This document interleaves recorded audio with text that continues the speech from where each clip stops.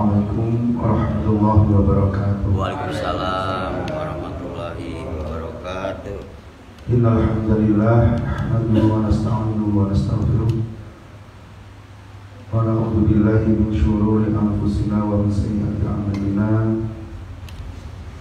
Man yahdihillahu fala mudilla lahu wa man yudlil fala hadiya lahu. Asyhadu an la ilaha illallah wahdahu la syarika lahu wa asyhadu anna Muhammadan abduhu wa rasuluhu la nabiyya ba'dahu. Amma ba'du. Qala rabbi shrah li sadri wa yassir li amri wa hlul 'uqdatam min lisani yafqahu qawli. Faqala Nabi sallallahu alaihi wasallam, qad aflaha man aslama wa ruziqa kafafan. Faqala Allahu fima atahu. Sallallahu alaihi wa sallam. Bapak-bapak yang dimuliakan Allah Subhanahu wa taala, mari kita sama-sama menaikkan rasa syukur kita kehadirat Allah Subhanahu wa taala atas limpahan rahmat taufik hidayah serta inayahnya. Sampai saat ini kita semuanya masih diberikan ma'unah, diberikan perlindungan, diberikan kerahmatan, kenikmatan, lebih-lebih nikmat iman dan Islam, dan juga nikmat sehat badaniyah dan rohaniyah kita. Mudah-mudahan kita semuanya ini bisa istiqomah di dalam mengabdikan diri kepada Allah Subhanahu wa taala. Amin. Salawat dan salam mari kita sama-sama haturkan kepada junjungan kita Nabiullah Muhammad sallallahu alaihi wasallam yang kita nantikan syafaatnya di yaumil qiyamah. Bapak-bapak yang dimuliakan Allah Subhanahu wa taala, kita lanjutkan kajian Ahad pagi. Pada pagi hari ini adalah kita memasuki pada makalah yang ke-30. Makalah pada yang ke-30 ini adalah sikap terhadap dunia, sikap menghadapi duniawi kita. Ini disebutkan dari Abi Zakaria Yahya bin Mu'ad rahimahullah. A'udzubillahi minasyaitonir rajim. Bismillahirrahmanirrahim. Wal maqalatu tsalatsuna, maqalah yang ke-30. An Abi Zakaria, dari Abi Zakaria. Zakaria itu nama aslinya Yahya bin Mu'ad, yaitu Yahya bin Mu'ad rahimahullah alaihi. Semoga Allah merahmati pada Yahya bin Mu'ad tersebut. Yang isinya pesan tersebut adalah tarkut dunya kulliha akhdul akhirati kulliha. Ini agak ekstrim sebetulnya pesan yang semacam ini.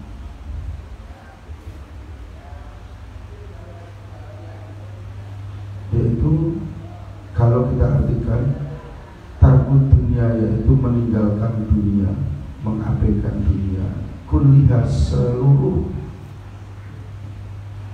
kemewahan dunia.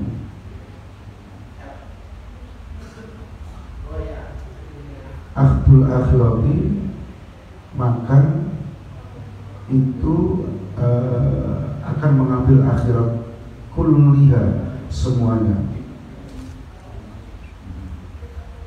Li'annahuma dorotain, karena kedua-duanya kehidupan dunia dan akhirat itu adalah hal yang tidak bisa dipisahkan. Jadi begini maksudnya, bahwa meninggalkan dunia seluruhnya berarti mengambil akhirat seluruhnya. Dengan demikian, siapa yang meninggalkan kesenangan dunia seluruhnya berarti dia telah mengambil akhirat seluruhnya. Karena kehidupan dunia itu mata'ul hayati dunya. Sebuah dunia itu adalah kehidupan perhiasan saja, laibun wala'ul, bahkan permainan dan senja gurau. Rahun wala'ul itu kehidupan dunia. sekali budau. Nah, di dunia itu macam-macam ada, karaoke ada, yang ahli ibadah ada, yang menuntut ilmu terus ada. Ya semuanya ada. Memang di dunia itu ya kehidupannya begitu. Maksudnya di sini adalah faman tarokah, faman siapa orang tarokah yang meninggalkan dunia atau kesenangan dunia. Dunia kuliah akhoda, maksudnya adalah meninggalkan dunia kuliah akhoda, maka dia akan mengambil keseluruhan daripada akhirat. Ini adalah diberikan kepada orang-orang yang sulit. Orang yang sulit itu adalah orang yang tidak terlalu mementingkan kehidupan dunia. Dia itu dunia itu sebagai wadah saja. Zuhud itu, kalau zuhud itu bukan berarti orang yang meninggalkan dunia. Artinya benci dunia itu yang dunia yang sifatnya adalah yang dapat menggoda hati seseorang untuk lupa akan Allah Subhanahu wa Ta'ala. Ini yang menjadikan perhatian bagi kita semuanya. Tetap kita itu harus di ranah kehidupan dunia, karena manusia kita semuanya ini tidak lepas adanya ruang dan waktu, tempat. Kalau disinkronkan dengan atau dikaitkan dengan hadis yang lain, itu dunia masalahul akhirah, dunia itu adalah ladangnya akhirat itu. Jadi kehidupan kita manusia itu di dunia selalu diisi dengan kehidupan-kehidupan untuk bekal ke akhirat sebetulnya. Bukan berarti kita itu meninggalkan dunia, tidak bekerja, kemudian tidak beristri atau bersuami. Itu kan duniawi semuanya itu sebetulnya. Tapi ada unsur daripada ukhrawiyah. Bekerja kalau kita niatkan untuk ibadah ya jadi nilai ibadah pada Allah Subhanahu wa Ta'ala. Ini yang berbeda. Kemudian yang kedua adalah orang yang mengambil dunia kemudian dia meninggalkan dunia, dia akan mengambil akhirnya. Yang keduanya adalah faman tarakaha kullaha akhadaha kullaha. Siapa yang mengambil kesenangan dunia seluruhnya, berarti dia itu telah melepaskan akhirat seluruhnya. Jadi ini berarti yang kedua ini, dunia itu ada menjadikan sebuah tujuan hidup. Tapi kalau yang pertama itu adalah dunia itu menjadi sarana hidup kita untuk bekal ke akhirat. Nah, itu beda. Kalau dunia itu sebagai tujuan hidup, apapun harus diraihnya, harus diraih, kekayaan, harta, benda, bahkan istri misalkan begitu. Kalau suami jarang ya, boleh ambil aja, dan boleh ambil belum ada undang-undangnya. Tapi kalau poligami kan sah-sah saja, walaupun undang-undangnya belum secara nasional, ya, tapi boleh-boleh saja. Gitu. Nah, yang kedua itu adalah mengambil keseluruhan dunia, kesenangan dunia, maka berarti dia itu telah melepaskan akhirat. Ini sangat berbahaya bagi kita semuanya. Makanya kalau kita baca di kitab Dzikrul Ghafilin yang ditarik oleh Gusmi di belakang itu, muhafadzatnya itu ada doa sebagai pengingat kita semuanya itu. Doanya memang ringan sekali. Allahumma ja'al dunya tahta aydina. Ya Allah, jadikan dunia itu dalam genggamanku. artinya dunia itu menjadi menjadi dunia itu maksudnya adalah dunia itu kita yang ngatur, bukan dunia itu yang mengatur kita, mengelola kita. Ya, ini sebetulnya itu paling gampang. Sesibuk apapun dalam kehidupan yang kita lakukan di dunia itu, ya kita yang namanya ya contoh kalau pengajian setiap bulan itu kan paling setiap bulan. Sedangkan kalau kita itu bekerja itu kan setiap saat, setiap hari. Masa misalkan dalam perkumpulan itu 1 bulan saja, kayak 1 bulan sekali saja misalkan ngumpul pas pengajian itu kok pasti bisa itu kalau kita. Buat saya itu kerja sulit untuk cari izin dan sebagainya. Sesulit apa sih sebetulnya? Kalau kita niatkan dengan kita ibadah kepada Allah Subhanahu wa Ta'ala, atasan kita itu ya orang yang butuh ubudiyah, butuh uluhiyah sebetulnya. Artinya itu butuh pengabdian diri, penghambaan diri kepada Tuhan. Atau misalkan sesama non muslim itu pasti tahu, apalagi sesama muslim gak diizinkan,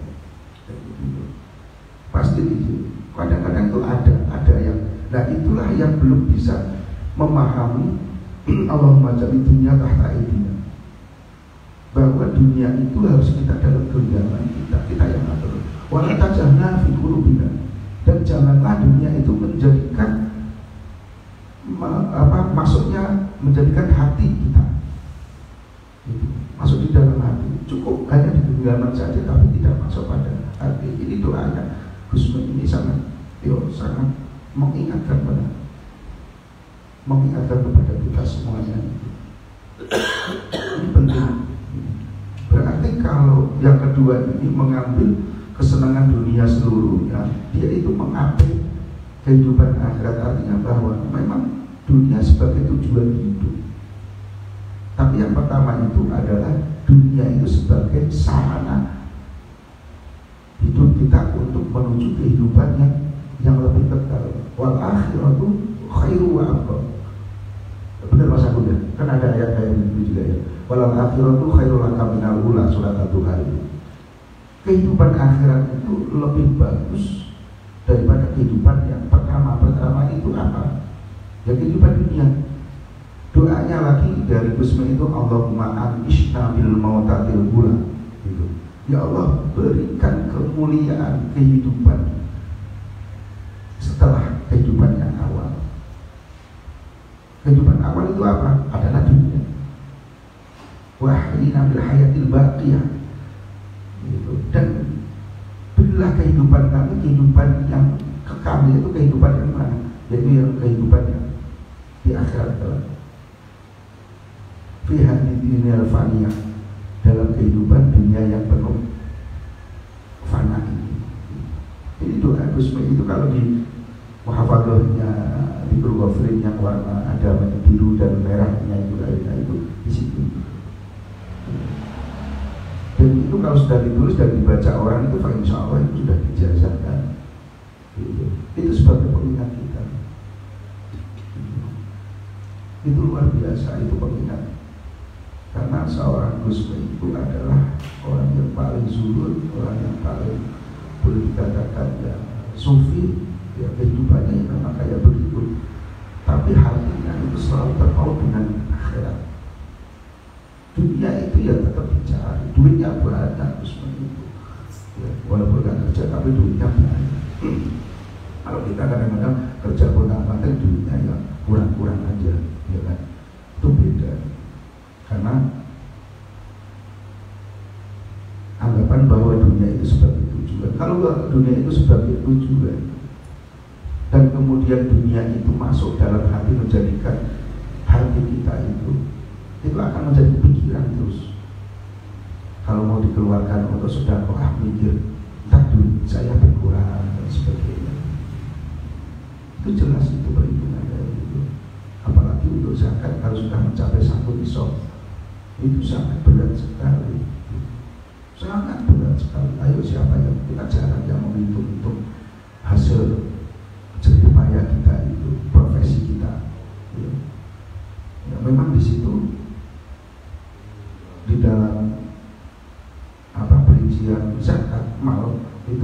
pada profesi itu tidak termasuk ketentuan-ketentuan zakat secara syar'i, tapi para ulama mujtahid bahwa karena seseorang itu memiliki pekerjaan profesi tertentu dan penghasilannya itu bisa dipertanggungjawabkan atau bisa melebihi daripada nisab, makanya itulah masuk pada kategori zakat profesi apa saja. Tapi tidak itu nanti kalau orang itu hanya hidupnya di dunia saja itu, atau harta benda kekayaan itu, wah itu dipegang. Tapi perlu diingat bahwa ketika mengambil kesenangan dunia seluruhnya, itu kesenangan akhirat akan hilang. Ya contohnya apa? Kalau Allah itu mau mengambil harta seseorang itu paling gampang. Yang kita kumpul-kumpulkan berapa sampai miliaran dan sebagainya kayak gitu. Ya, itu gampang sekali. Dikasih musibah, nggak usah banyak-banyak, nggak usah lama-lama. 1 jam saja ludes gitu. Mengapa kalau Allah itu memberikan rezeki kepada manusia, terutama pada manusia makhluknya itu sangat gampang. Tapi ketika Allah itu menghilangkan harta bendanya seseorang itu juga lebih gampang. Contoh orang itu, wah masa jayanya luar biasa, semua apa yang tidak bisa dibeli, semua apa yang dia tidak punya. Tapi ketika satu aja diberikan sakit, misalkan kayak gitu, ya, ada beberapa yang tidak ditanggung oleh BPJS, misalkan kayak begitu. Kira-kira apa didiamkan penyakit itu? Pastikan harus diobati kan? Obat itu dana dari mana duitnya? Kalau nggak dari duitnya sendiri yang diperolehnya. Gitu.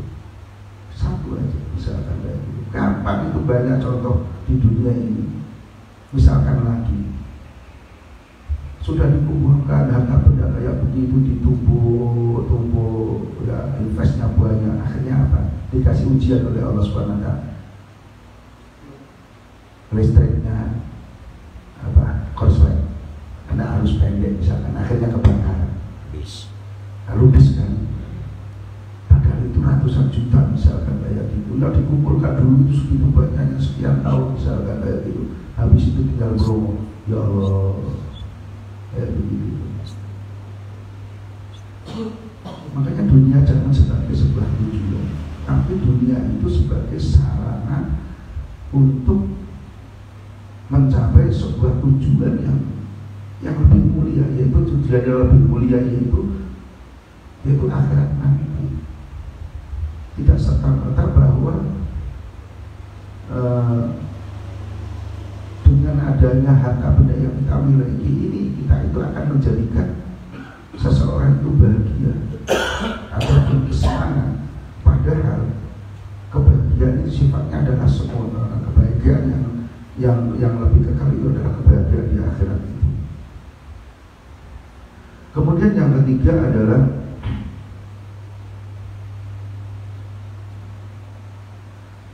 mencintai akhirat berarti membenci kesenangan dunia, dan membenci kesenangan dunia berarti mencintai akhirat ini.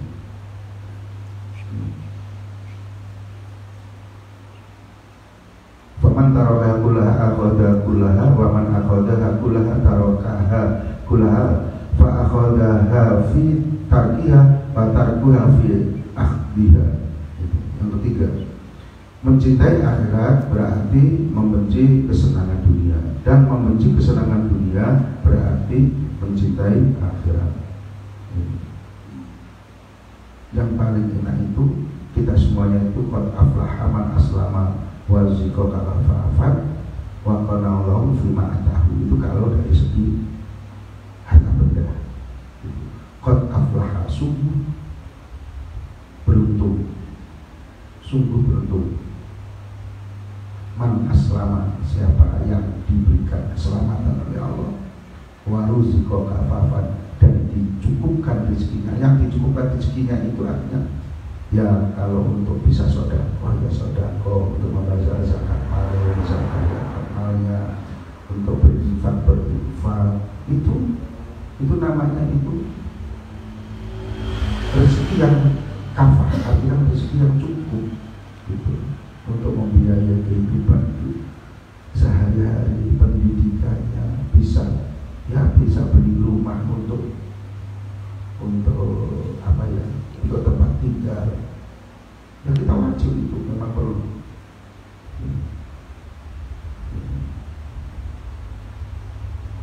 Orientasi kita dalam hal ini adalah kita itu harus mencari kesenangan ataupun kehidupan yang kekal di akhirat kelak. Ini 3 terhadap dunia. Berarti kita itu bukan hanya kita tidak benci pada dunia itu terus meninggalkan dunia, terus hidupnya di pojok musola di situ, terus misalnya pokoknya wirid aja sampai kerekotan, habis kita itu nanti. Habis lama-lama ya. Siapa yang akan apa istilahnya? Istrinya pun kadang-kadang ya malah ditinggal kayak gitu. Misalkan punya istri, misalkan kehidupannya sehari di pojok, dikir wirid, ya kayaknya ya istrinya ya gak mau mengantar makanan, ya kecuali kalau istrinya punya modal gede ya gak masalah gitu. Tapi secara logika ya ini waktunya untuk kerja ya kerja, waktunya untuk ibadah ya ibadah, semuanya itu. Nah inilah peringatan tentang hal dunia. Berarti dunia kita itu harus dalam kendali kita. Dunia itu harus menjadi genggaman kita, menjadi genggaman kita. Kalau sudah menjadi genggaman kita, ini kita yang mengatur semuanya. Oh ini untuk ini dan sebagainya. Itu paling enak itu. Ya mudah-mudahan kita semuanya itu selalu dilepaskan belenggu dunia. Dunia ini adalah membelenggu kita itu.